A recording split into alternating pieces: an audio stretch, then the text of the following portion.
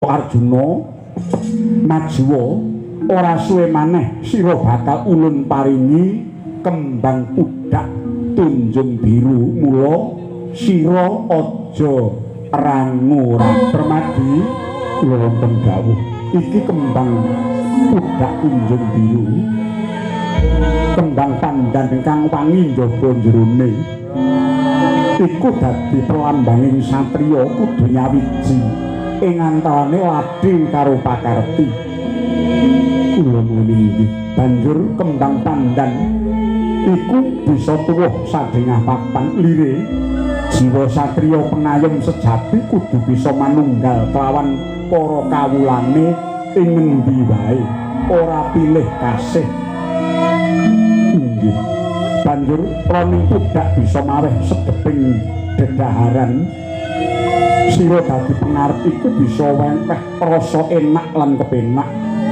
uga godhong pandan bisa diracan kinarya begoreh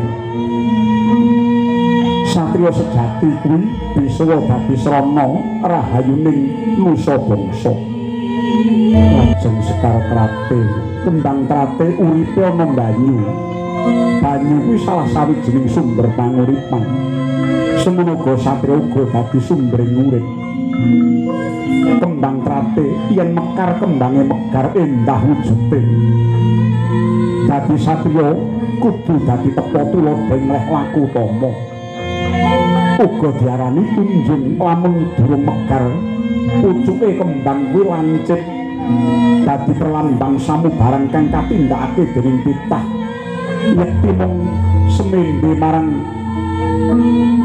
sang murba jagat saisine inggih banjur Sekar Trate iku dadi palenggane Bathara Wisnu sapa ingkang bisa netepi dharma kaya gaweane Wisnu ya kuwi ngreksa pepadanging bumi njejegake adil miwah bener yekti ing kono bakal kebak Nugraha Janaka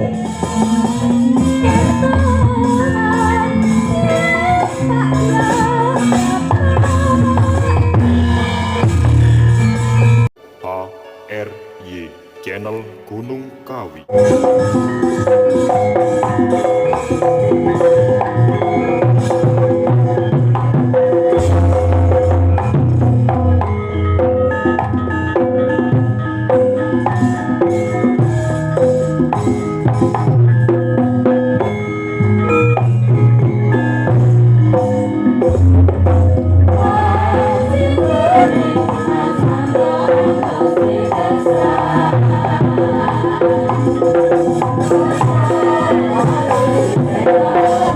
Mbak Uul napa? Uul. Langgam menyang cekak kemawon, aja ngece. Oh, aja ngece. Slender. Oh, sing suwes. Oke. Suwes. Ya.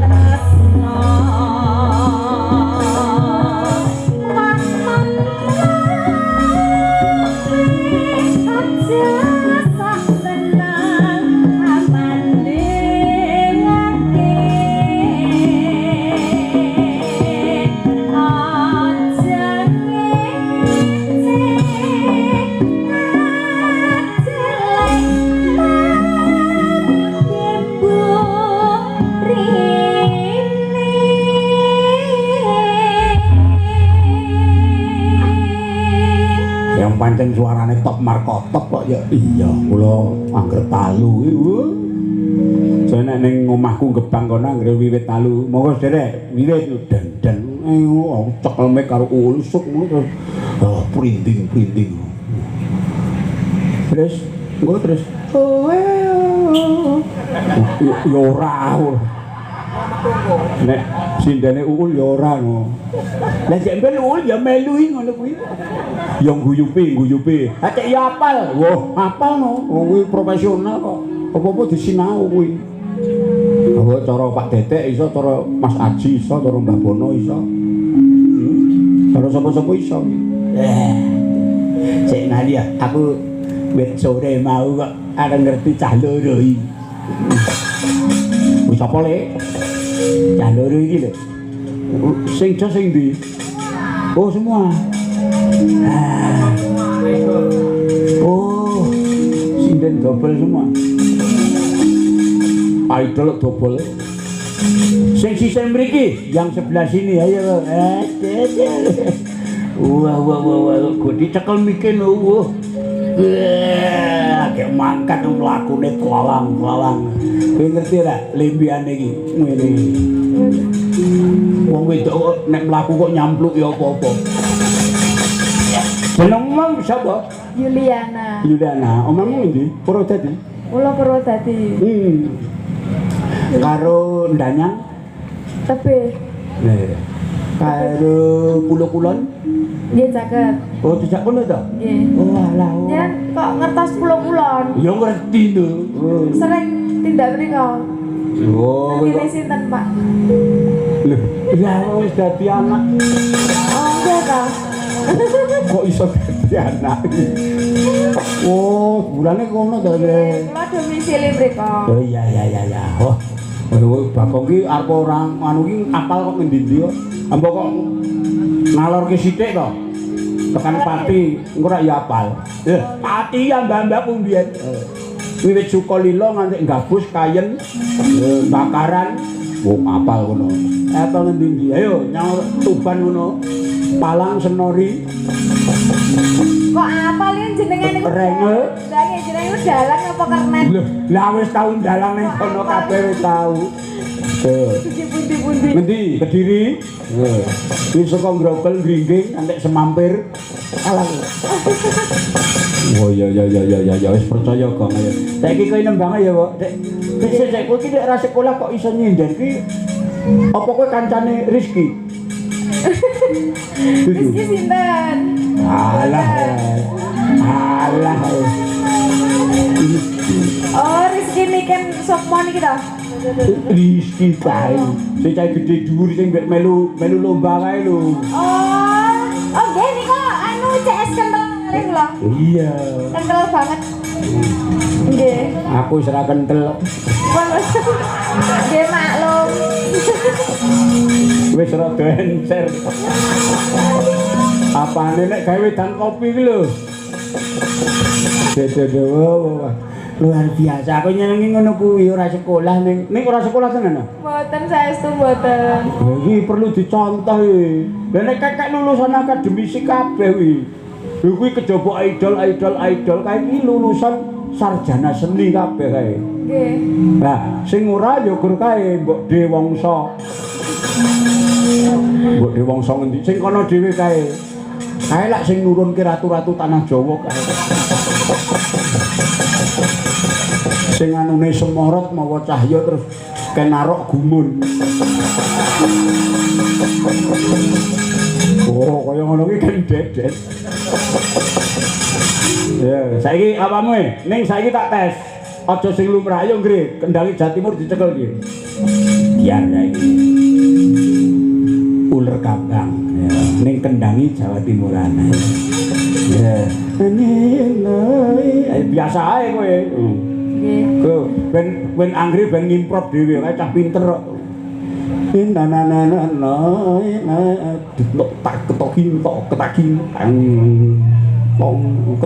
Tak ketaki. Mungkin nek malah kula sing bulet pripun? Ora wis kok biasa. Oh nggih. Iya.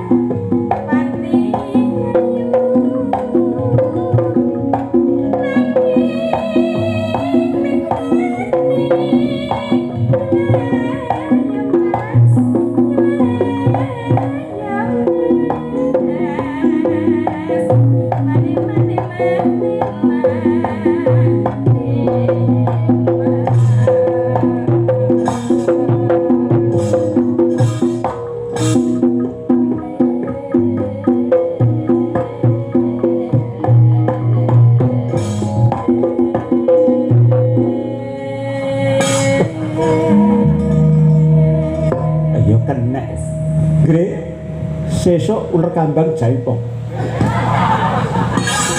Terus apa reok ngono. Apa-apa kok kenek ya wah. Rasane kok dadi lain ngono. Wong jane sindenene rodok Jawa Timur Madura Putri jane. Aja kae saiki wis dadi kraton ora iso. Kraton. Yo.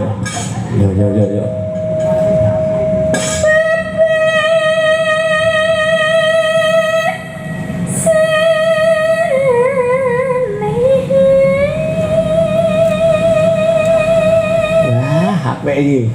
Becek aku. Wong urip nek alam tuhnya. Sing kok jatimpul ngono kuwi.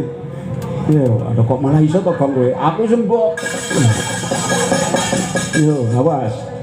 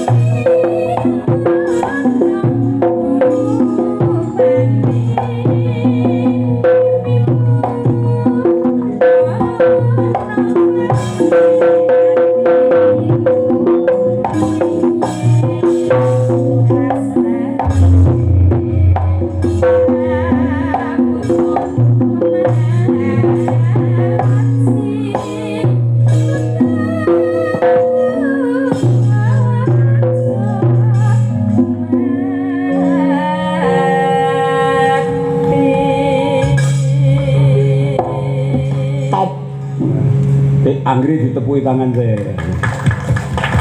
saya salut dengan kengawuranmu. Kok iso kengawuranmu? Oh, apike kaya ngono. Ketoke ya dhek iki ya pokoke asik sekolah to, Pak? dicocok-cocokne. Masih kuliah?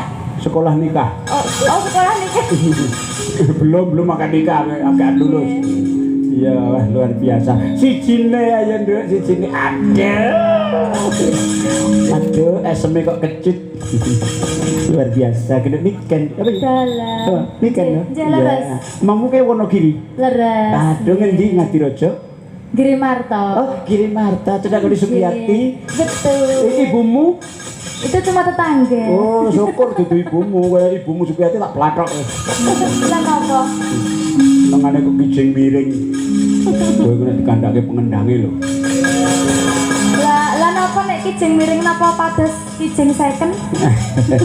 Nah, itu ke spesialnya kan kayak kijing miring. Nah, ini pengendange sang vokalis. Nyu napa nyu? Sony napa nyu napa? Nyu. Alah apa kae membuh. Brewok brengos karo Gambis ta. sipilis.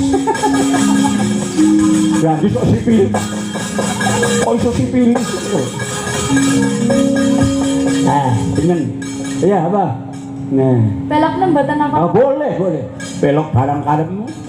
Lok dro ya kena. Lok dro kok pelok karo slindro. Kuwi jagone sing genter kuwi. Oh, Kang Wirya kuwi. Iya. Yo kok anggere kon pelok karo slindro ngono, diorak-arik tenan yo. Sing diorak-arik sindene napa? Oh, larase kuwi lho. Pelok dicampur karo slindro dadi ora genah. Nggih. Iki jare danang sae, Pak. Apik dengkulmu ku yo. Kupingmu kuping apa? Ya, apa? Sewindu nggih, Pak. Apa? Sewindu. Windu ki kur 8 tahun, mbok 16 tahun. Lah mangke mboten barbar wayangan. Ya iki tinggal 1 jaman lagi lah. Ah yang bener. Iya bener ya. Dipakane apa? Bener no. Mangke PHP.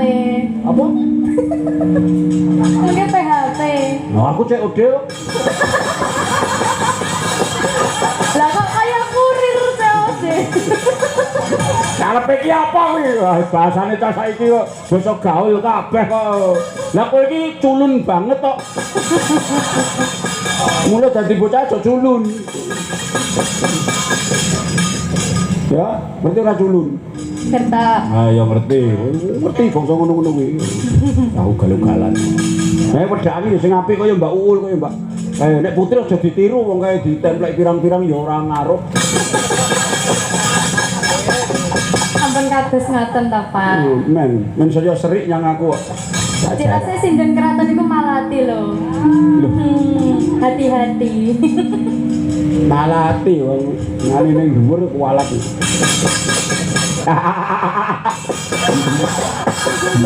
Guyu dhewe. Ngene ning dhuwur ya kualat. Ya saking wong biyen ki nek gawe istilah kok gregede. Lah iya lho. Lah menek ki lak ya mesti barang wit ngadeg ngono dipenek. Barang rubuh kok menek. Jadi punya orang nek wong mudeng kowe. Aduh. Ndok, pukuran itu seperti Mbak Uul biar putih no. Kan kudu enek pemutih to. Baiklin. Iya, terus Baiklin. Oh. Rinso. Wah kok orang ya di KI kuwi lho pelembab dulu ada krim malam, krim siang. Iki wong pakai banyu aki, Pak. Jebol kupingmu bosok ora. Ndak ya aja pupur itu ya sing berkelas no. Apa ya Ultima. Rose brand saya, Pak, Rose brand. Iya, nah aku terima Revlon. Aku cuma ditukokke Latulip.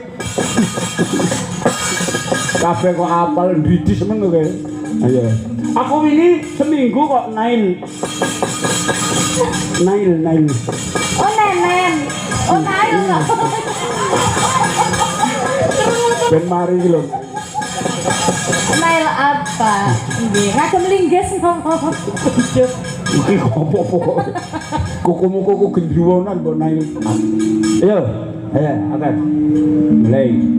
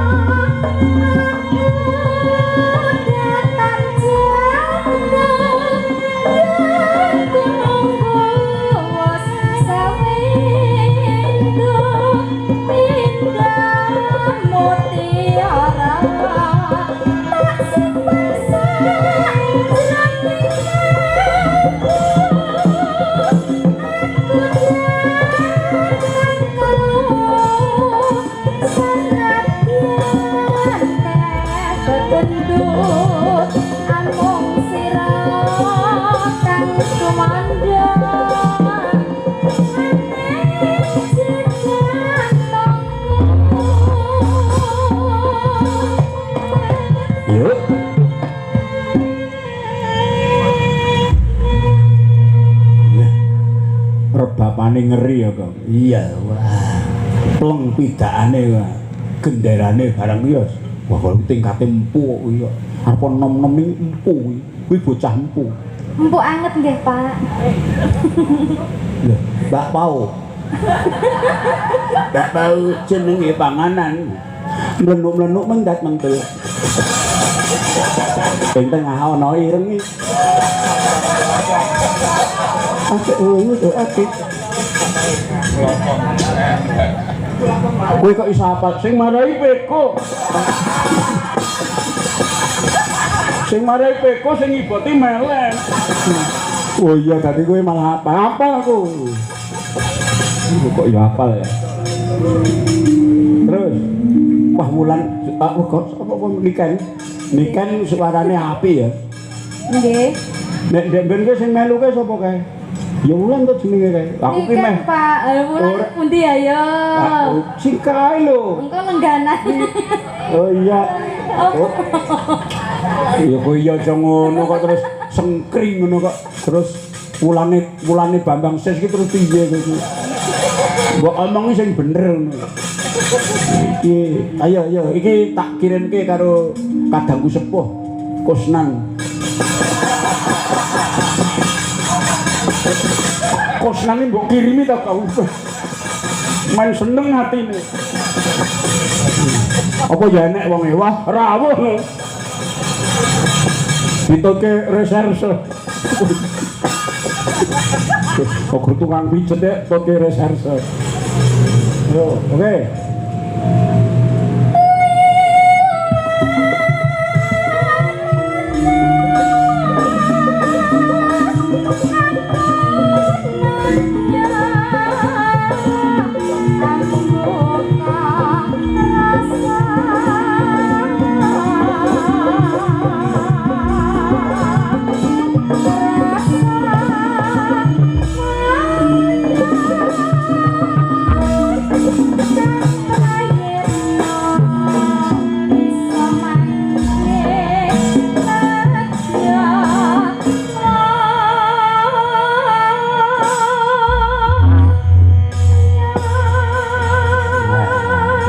Makasih. Harus ketekan adikan. Latihan lambemu iki. Iki ejek nek gawean sing angel. Kapan kuwi? Kowe tanggal 20 Januari. Oh, kowe mayang ya liwat Purbasmara official. Iya no, live streaming. Lah kok angel wah lakone. Aku terus sumber pustakane ning endi ora enek mula angel. Terus piye ya kok aku? Apa ora kentekan adikan ya? Lah lakon kok lelakone dalang.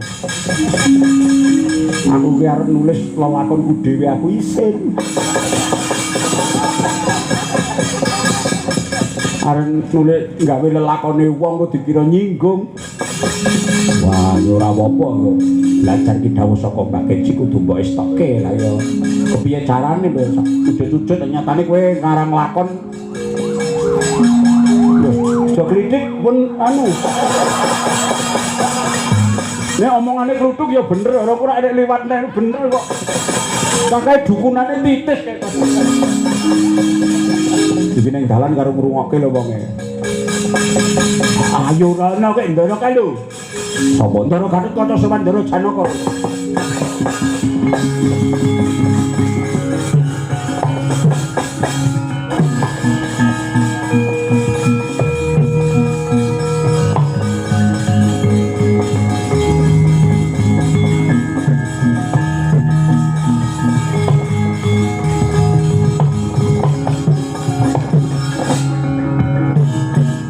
Langgening kalangyanan larpanten cartinang berkekunang surang sorotetan pacan kasawan pacaring purnameng kekono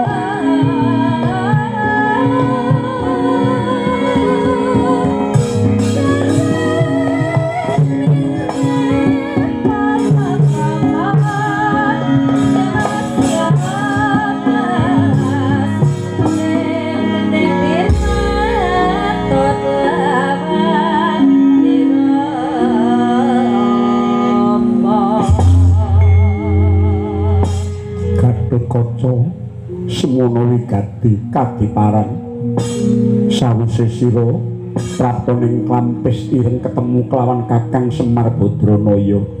Aduh paman, lepat diagung pangaksama paduka paman Arjuna. Sareng kula sampun kelampahan sih wonten ngersanipun Siwa Ismaya. Binubutan bebono inggih menika Siwa Semar kersa dipun boyong supados ngemong para Pandhawa malih nanging kedah cecunduk kembang pudak tunjung biru. Ingkang menika dawuhipun Siwa Semar Badranaya pados kula matur wonten ngersanipun Paman Janaka bilih Paman Janaka ing ketah ngupaya bebananipun Wa Semar.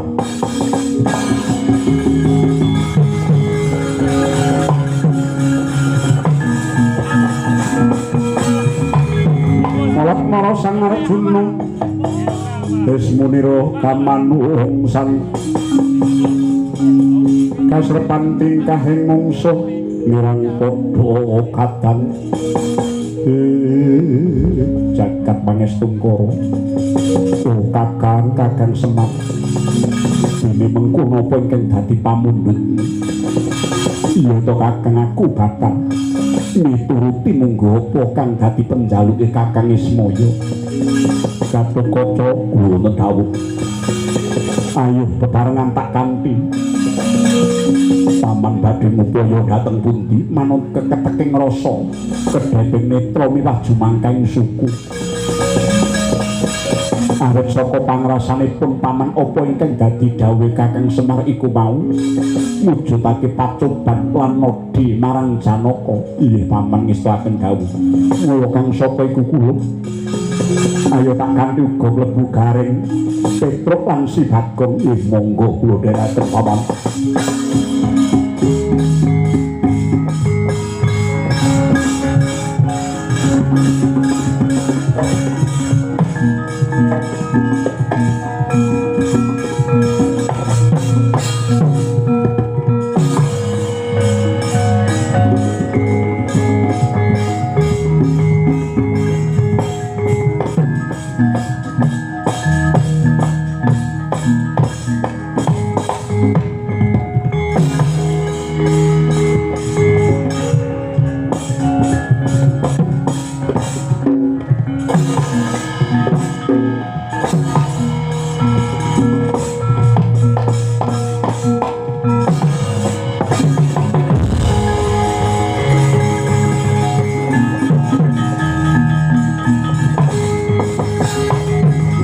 Sang soreng ronto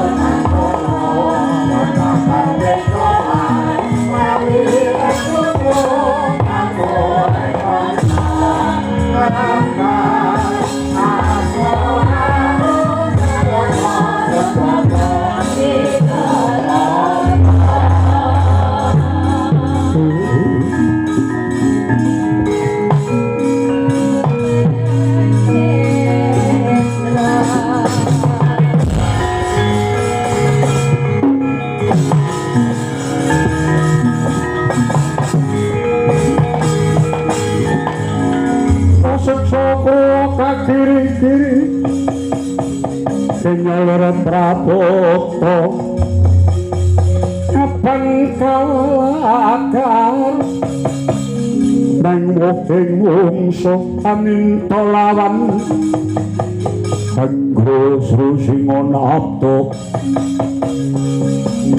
kadhing kalyon manubruka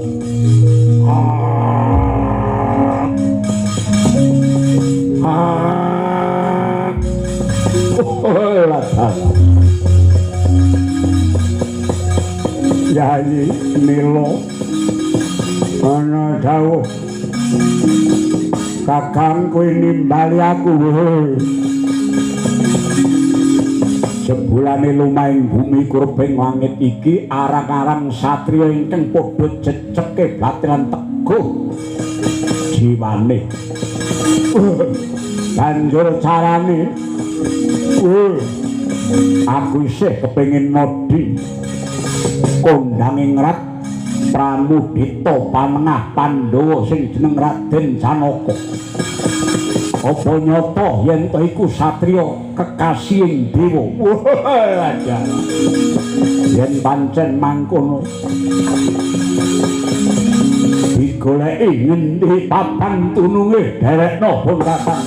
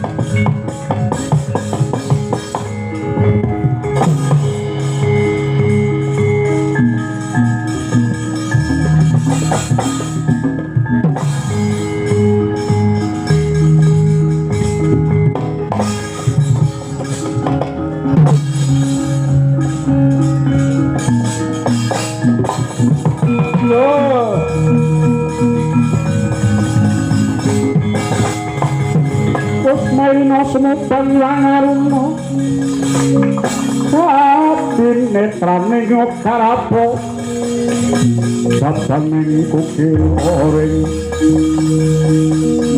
sani koro kaketara dene dunganing kok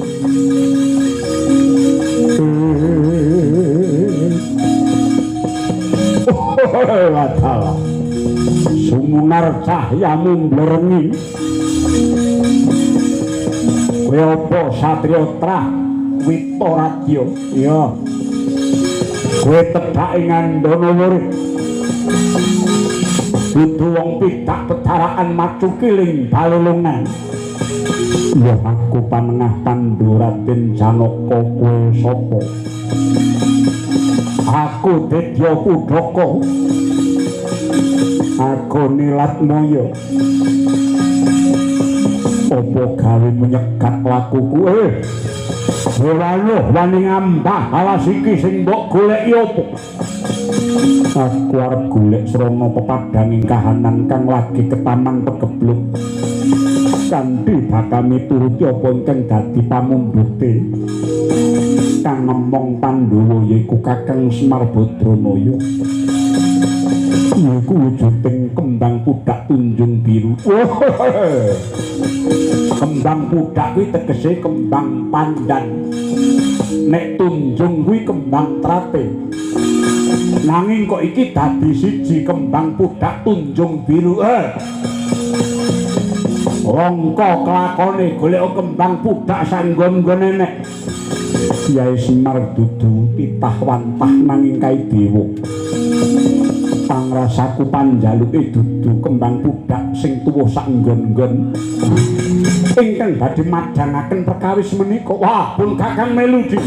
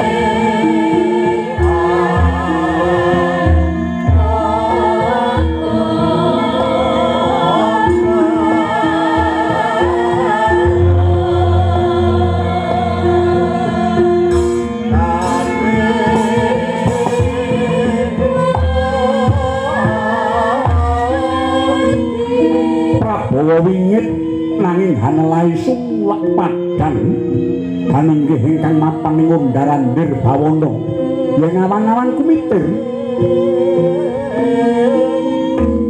sang padha menang mesen jroning wardaya mulat suwanira panengah Pandharaden Janaka ingkang esmu ngungun kaya ngambah ana ing alam pangimpen sigra sinambra minglat madu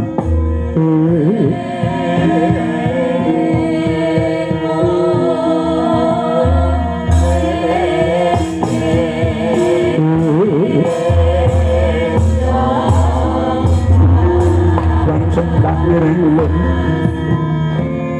kapur barisan murbenrat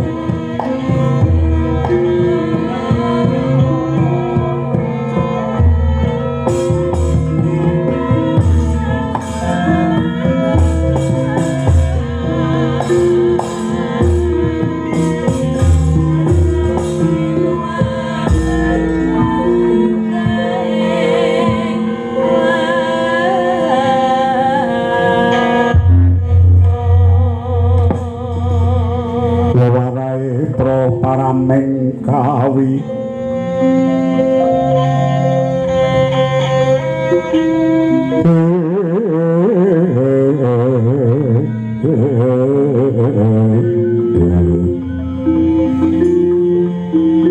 Padinengrat yeka kang binekar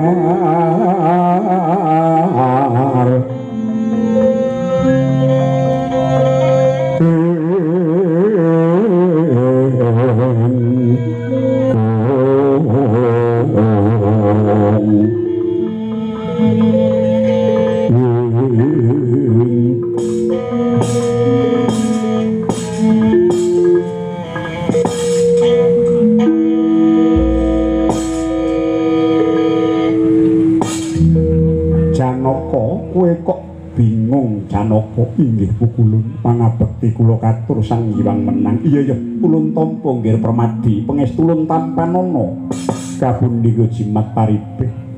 Pukulun sanget boten nginten sekawit kula bondo yudha kaliyan raksasa ingkang agemipun sak Prabota-siti. Nanging kula kendhang kabuncang ing pangaribawa jebul.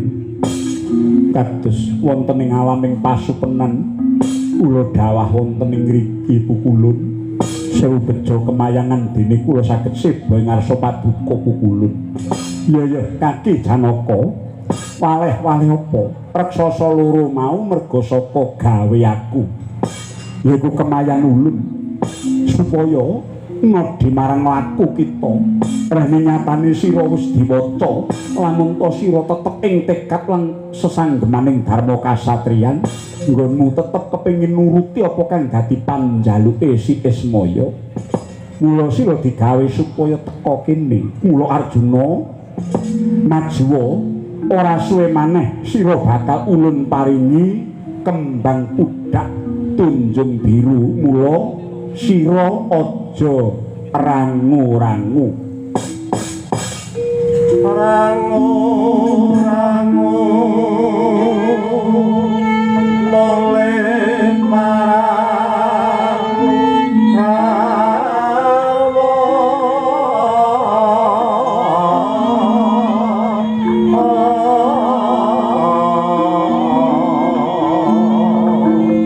wirangan rupa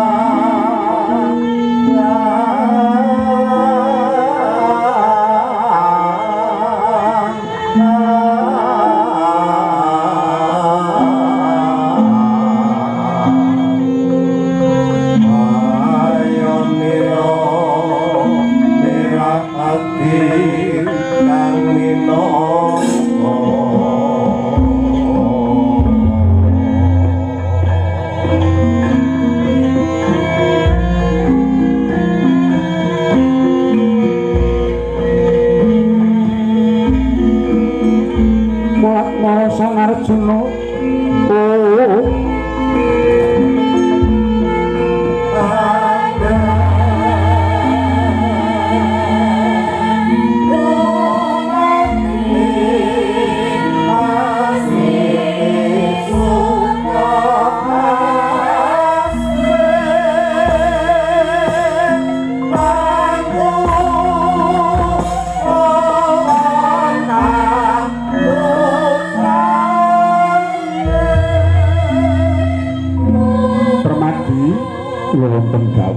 iki kembang pudak kunjung biru, kembang pandan ingkang wangi njaba jerone iku dadi pralambanging satriya kudu nyawiji ing antarané ladhe karo pakarti.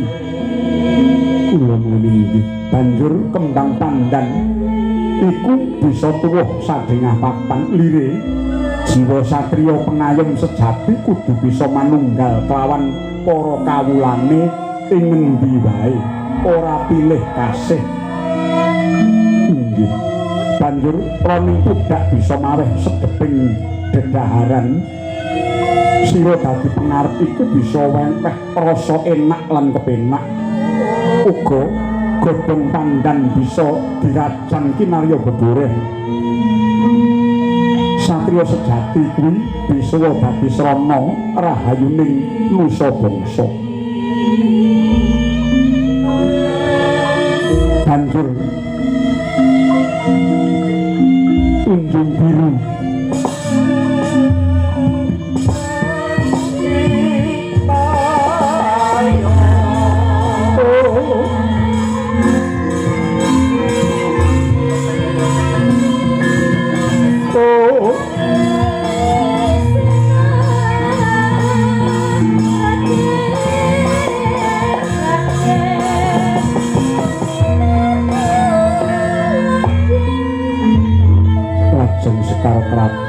kembang trate uripe ana banyu.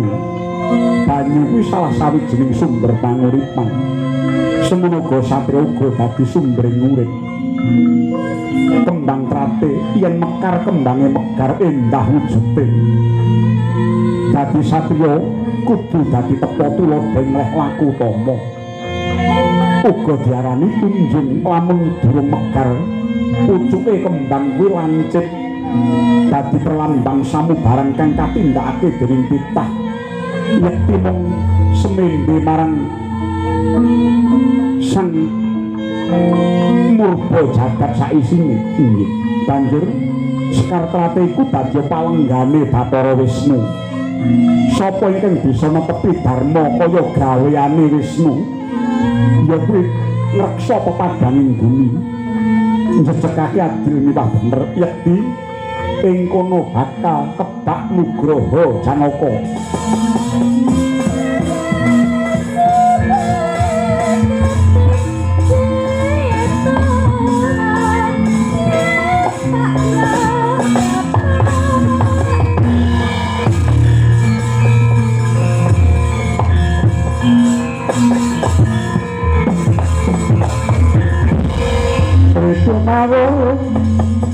Mangawara-warwu rahan pangarane ngajurit Kamaguru kangsa tatak kaya putuwa panjriting surang gesti prakata ingkang Swaja layu sake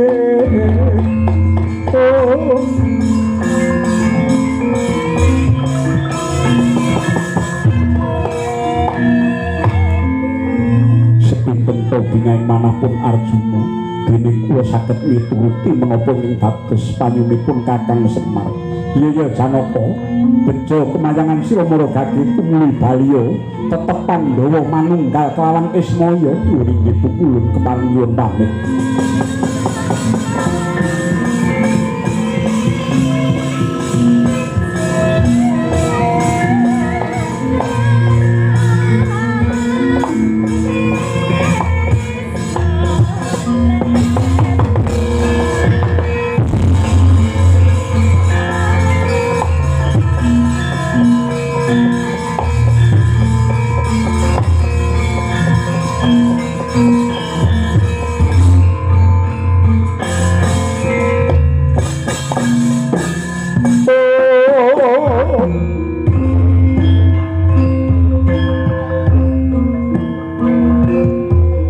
Palukon lakuning lekas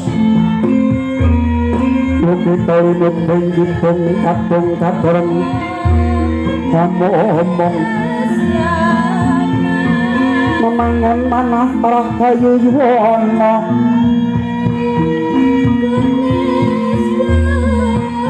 yono tanah kolong dia manah bukoro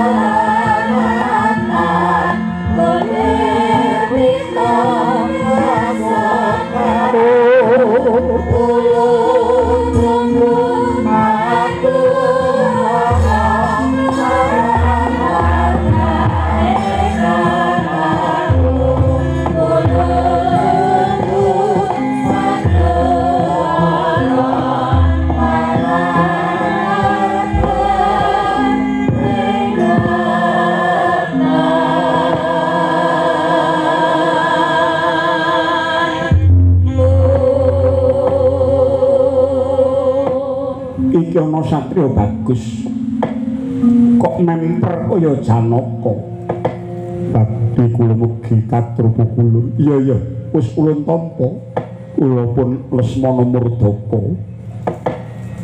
saking giri kastuba kadang mudanipun Prabu Rama Wijaya iya banjur apa karepita munggah ning angkumiting inggih bukulun pesajan kewala reh ning negari kuling Wontowati keparak ing pagring kathah sesakit lan pepecah.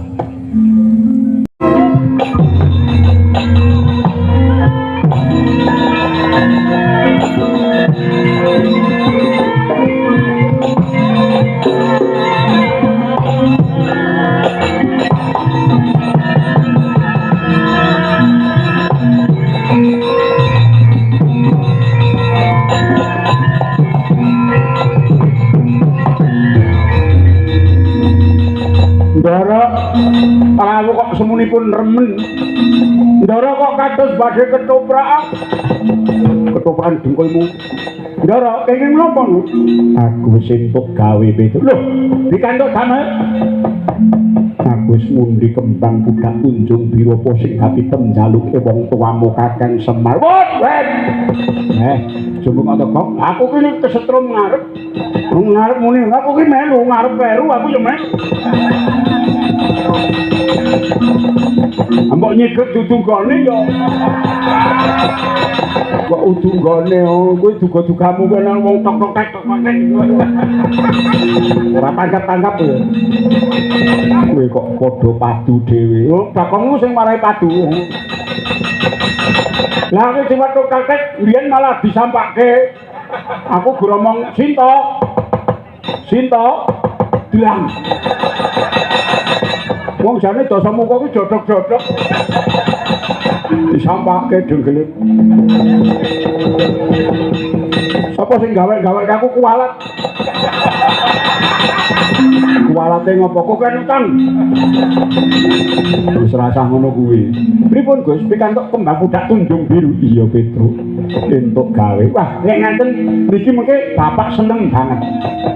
Bapak ndang diboyong kemawon. Kula niku nggih pun dangu kok wong lho sewu kula lak nderek Madukara. Jane niku kula niku pengen sebot teng Kraton Ngamarta. Lha niku pun suwe. Sakloke bapak niku mboten ngetingal teng Kraton Ngamarta niku kula niku kalih gareng kalih Bagong nggih padha mawon uripe nggih. Nuwun sewu rada keserakat. Lah nek kakek niku diboyong, lah awake dhewe melu mukti melu mulya neh. Iya to kok. Iya wis del. Del ya aman sasi udan gleceh niku kok del. Nek ngene iki ngendi-endi padha wae. Alah kowe tiga ya padha wae. Aja kokian gunung sing tanpa guna ya derekno tindak.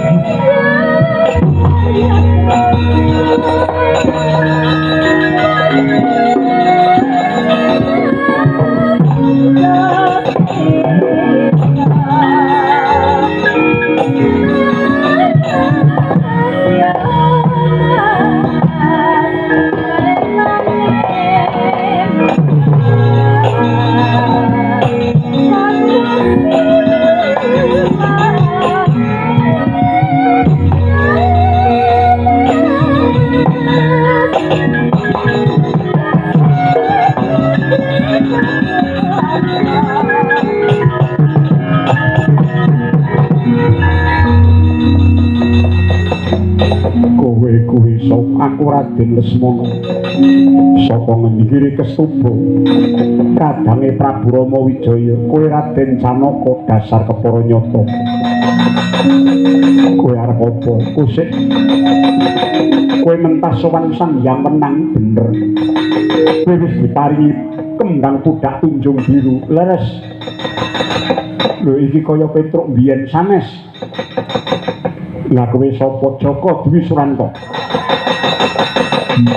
Lah mbok wis ra kemaki to, Truk, wis ngalor ngidul nggawa putu dadak kemaki. Kemaki nang biyen saiki nggawa putu mbok wis.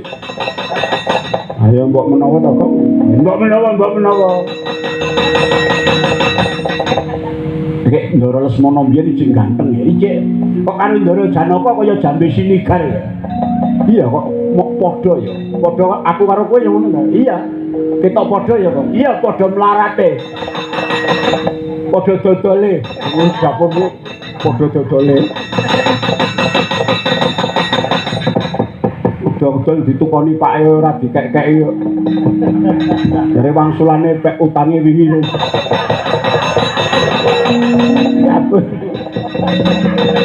Kowe aja guyon. Wenehno kembang pudak tunjung biru. Anggep mopo nggonku golek tak lakoni laku Brata. Aja mung tenguk-tenguk nemu kethuk. Nek goleke golek sing tenan ora nyegati wong ngono kuwi. Golek sandang pangan, golek apa-apa nyegati wong liwat akeh tunggale ngono. Jenenge wong ora mekar kadewasane jiwane. Petruk kowe saiki kok sengol. Kowe biyen melu aku. Ha biyen saiki. Ayo tetep wong loro itu melu kene ya, Kong. Ayo sak patine. Wong loro ya, Kong. Wong loro. Nanti melu iya kan. Kowe guneman apa Petruk? Biyen ketok apa saiki ketok apa? Lah niku jamane pun beda kok, terus kan nderek mriko mawon. Kulo saiki tumun niki. Jenengmu ya Cik Petruk kok nanyar-anyar. Mboten Petruk, saiki pun kula ganti Gunadewa.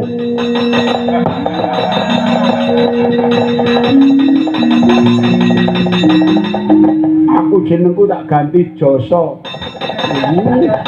Jasa ya apa? Kowe ngaliyo, aja ngriwuk kempul. Bakal tak rudha peksa, Raden.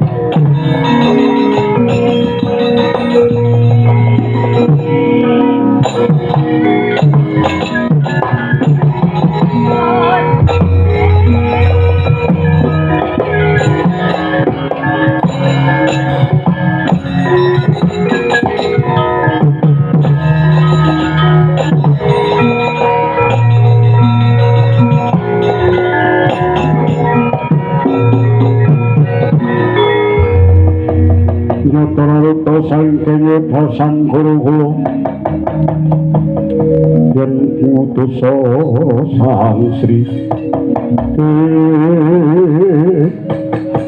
jagat dewa bato antep tanganmu kaya wesi Raden Janaka ayo apa yen pancen kepengin legami terusno umplaken gegaman Muragata mundur secangkah. Aduh ya, aku ngrumangsani kalah bobot karo kowe.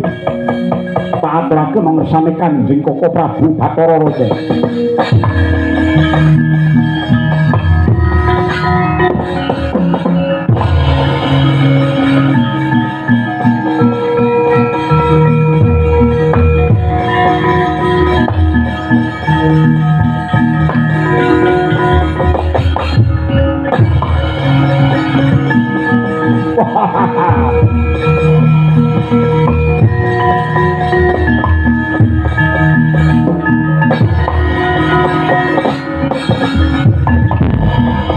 Apa mirah ingsun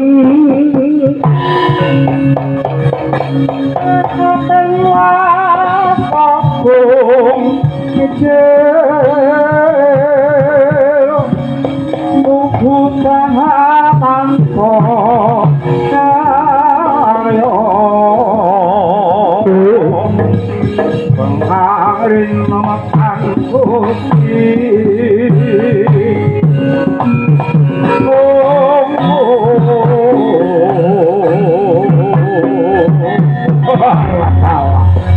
Nikolonda Kumara wonten dawuh diwaji. Wah, wis meh rubuh negara Ngamarta. Inggih remen raos sing manah kula. Mula kang saka kuwi grek hampir rungkat impul.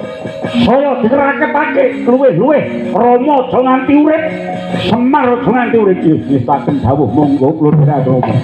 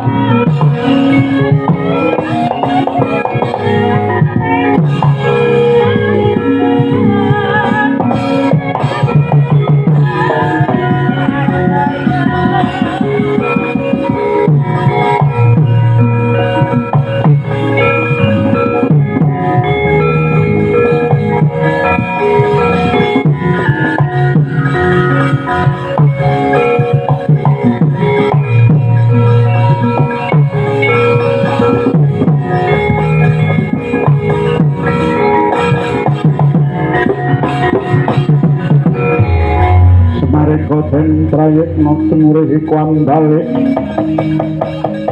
Tityani Gandayani Ndara Janaka sampeyan wis teka kene iki kang dadi pamundhutmu Kakang Semar.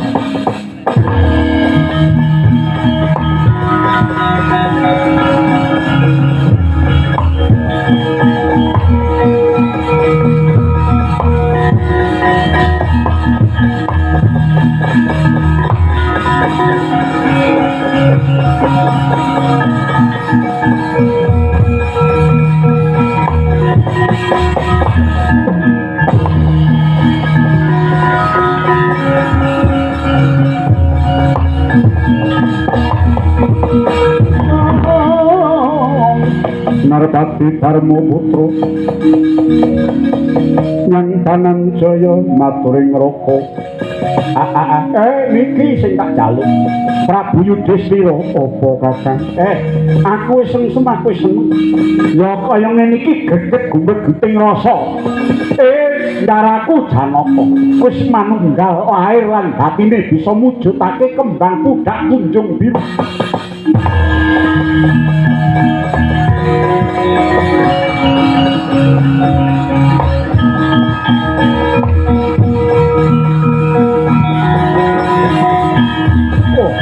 Kakang Semar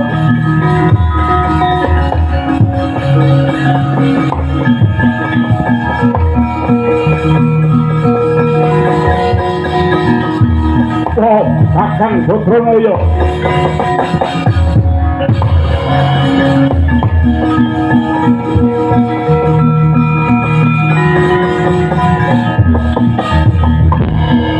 Kakang sepiro luputku aku njaluk pangapura.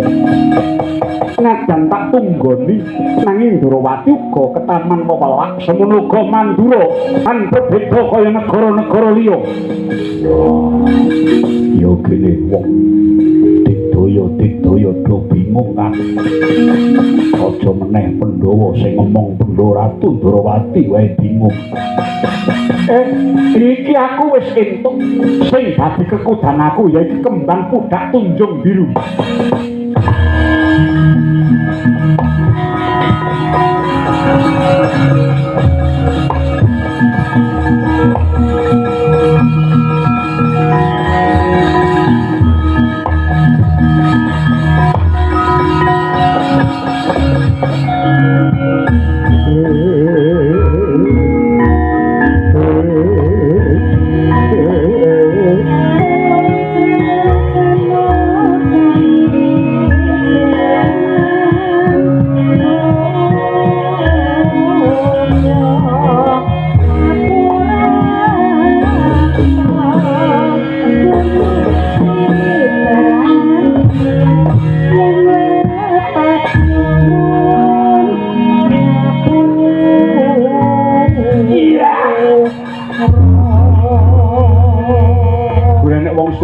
Suwenengmu to wae iki sing tak tenteni wae. Aku nek rung enek ngene iki urung warem aku. Lah ngopo to kok?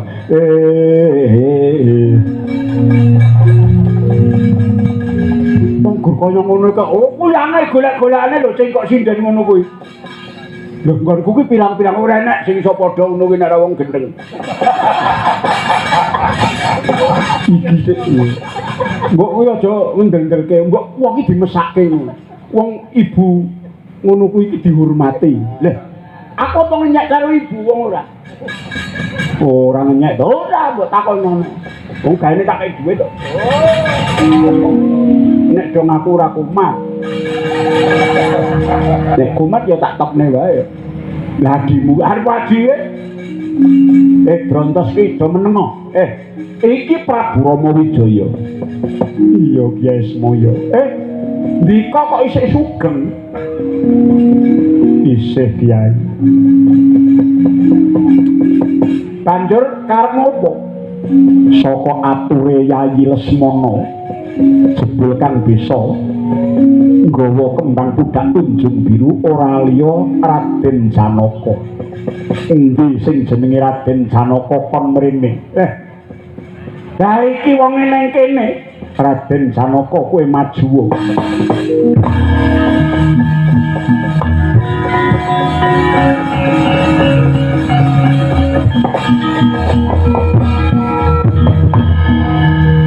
Kondang jenenge Raden Permadi.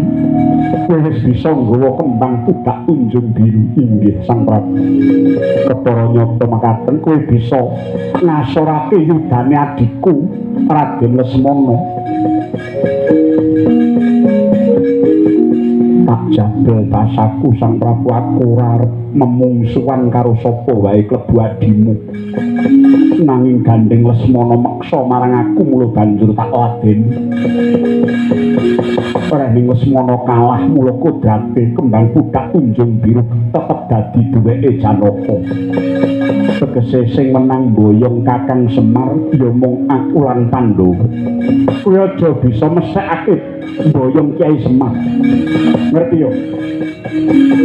Zaman semono nalikane Kyai Semar durung momong marang kowe lan dulur-dulurmu.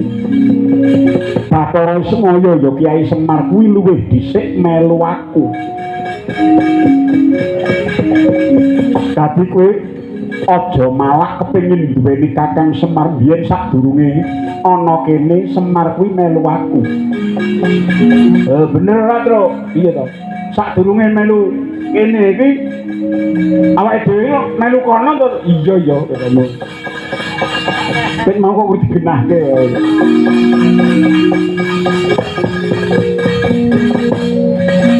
Sang Prabu aku tak melu nrenjuh rembug iki kowe sapa? Aku Prabu Sri Bathara Kresna. Iya piye? Kelung apa? Pitimong saiki Kyai Semar Badrana ya wis ora gelem melu Prabu Rama. Tak baleni sepisan maneh kena ngopo Kyai Semar saiki wis ora gelem melu Prabu Rama. Kowe kudu mulat sarira ora ariken uripmu Prabu Rama. Ingsun iki mung kepengin mernahke wong nyatane sing sembodo nggawa kembang pudak tunjung biru lan boyong Kyai Semar kuwi si Janaka aku ora butuh guneman karo Prabu Kresna. Lho, apa kowe ora ngerti? Antarane Kresna karo Janaka ibarate kaya geni lan urupe kembang lan sarine madu karo manise.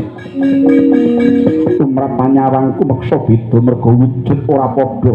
Apa meneh jero jabane Raden Janaka karo Prabu Kresna tetep beda.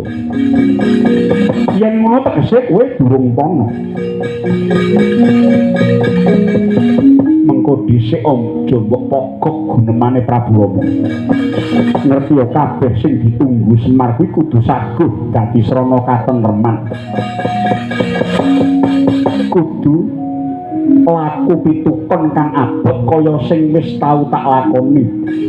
Aku biyen tak rewangi urip ana ngalas Dandaka. Yen ngalas Dandaka 14 taun suwene. Aku kelangan garwa Dewi Sinta. Kelangan wong tuwa merga saka ngenes penggalihe ya kuwi Prabu Dasarata. Dulurku Lesmana dadi korban nganti wadat teka titi mangsa iki.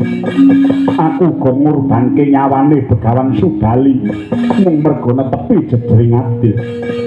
Kawula wujud kethek pirang-pirang ewu padha dadi korban akeh sing mati ana jroning perang gedhe Ngalengka. Pirang-pirang lelakon abot kang nempuh uripku mau tak dadaki lan tak lakoni. Balik kowe mung gegaran kembang pudak tunjung biru. Kowe kepengin boyong Kyai Semar. Kowe wis mesthekake bisa gawe tentrem, ngerti ya? Najan kowe cunduk kembang iki cacah 1000 lan ditunggu Semar uga 1000. Nek tumindakmu ora bisa nindakake darmaning kasatriyan kaya Prabu Rama tangeh lakone tentrem kahanan iki.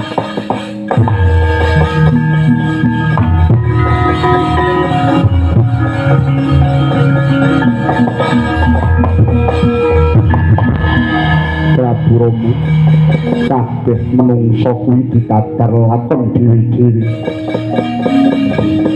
Gegaranku mung tekad tumindak temen tanpa pamrih. Lan aku uga tansah tatek lan tutuk. Aku aja mbok kon bali nyawang kahanan kaya jaman biyen. Aku ora kepengin bali kaya jaman watu.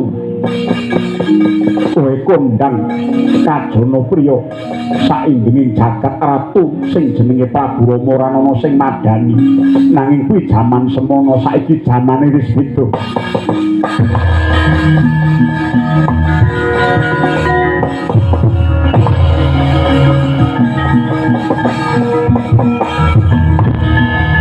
Agak lunga mak sempirat Prabu Rama. Kae mau karepe ya gen biru Kakang ngayomono Pandhawa ya tak ayo tak mong selawase.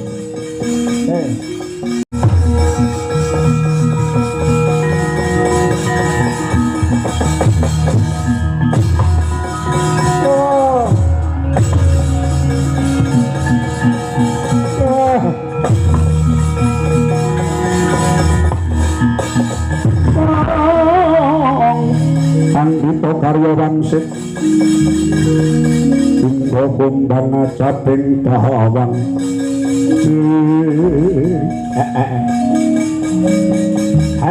Pendhita rupamu kaya pincuk ngono kok. Dadi kowe sing uga marake ora tentrem nimbrung-nimbrung riwuk kempul ki ya kowe kuwi. Kowe dudu wong kene ning ana kene karo gendera.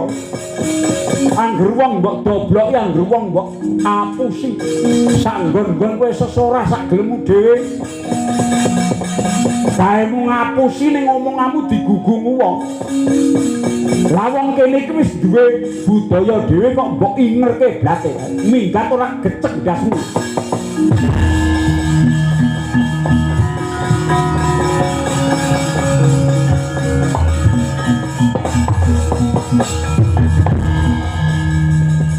Pandhawa kowe tak kandhani bumi iki kok nggo turu kok nggo golek pangan kok nggo sesrawungan lan liya-liyane bumi kene iki jaganen uri-uri nang kurmatana becik ana lemahe aja dirusak banyune aja diregeti kabeh padha njaga budaya sing ana kene wis laku becik kuwi aja diorak-arike kowe gawe ning orak-arik nabrake budaya karo panembah minggat kowe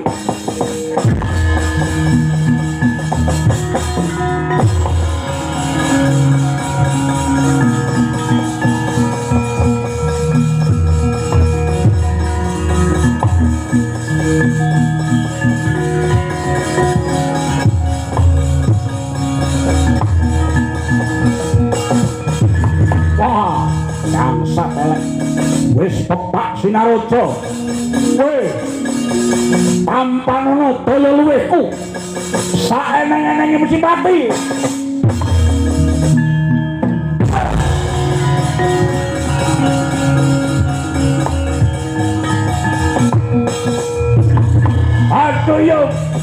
aduh yo ngopo ayo bali nang nggonmu ora aduh udah ndawan-ndawani wektu aduh kowe cek urip apa mbok kira aku ngerti ayo bali nang Gunung Mungruran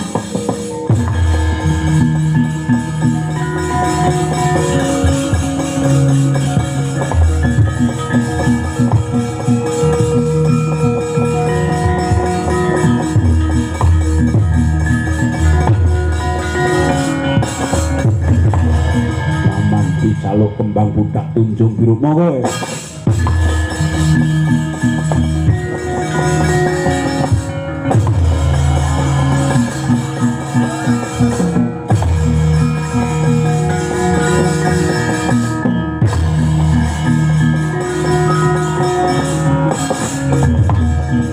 sulung lebu geni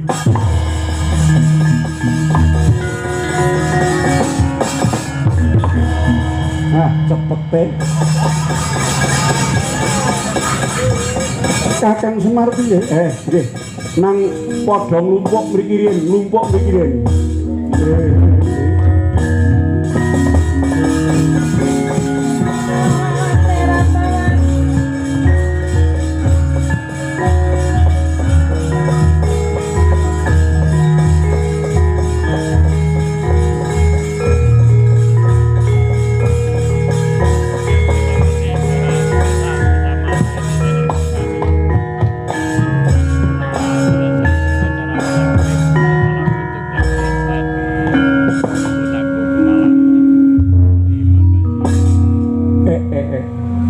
nuwun sewu saiki wis ketok tentrem lan raharja kahanan iki wis padhang jinglang ing sambikala Kakang syukur mangayu bagya dene ku ora gelo atimu aku ora gelo karo sapa-sapa aku yang mengarep meling karo Pandhawa Prabu Kresna apa dene Prabu Baladewa ya apa Kakang apa Kakang Semar wong biyen nate paring dawuh sapa golek becik mesti lunga eleke tak baleni meneh wong golek becik iki mesti lunga eleke mula sing wigati saklawase wong urip dumadi iki sing becik mesti diganggu karo sing elek mula daya urip mesti akeh-akeh nglumpuk ning nggon becik sing ala ora kecunggah merga sing dienggo mung sing becik tok sing ala saya ora duwe kekuatan merga napsune menungsa kuwi mung lumaku sing becik wae mula suwe-suwe elek mau ora duwe daya lan kekuatan lan mesti mati eleke sing ana mung kari becike